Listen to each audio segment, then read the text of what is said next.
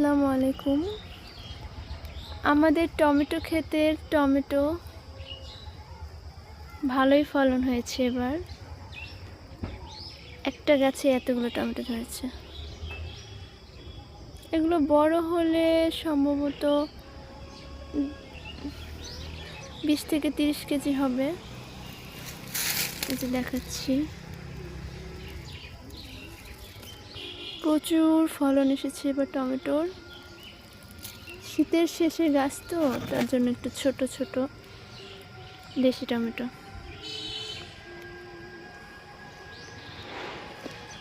কেউ পাইকারি নিতে চাইলে যোগাযোগ করতে পারেন। এই যে আরো প্রচুর গাছ আছে। ওই যে টমেটো।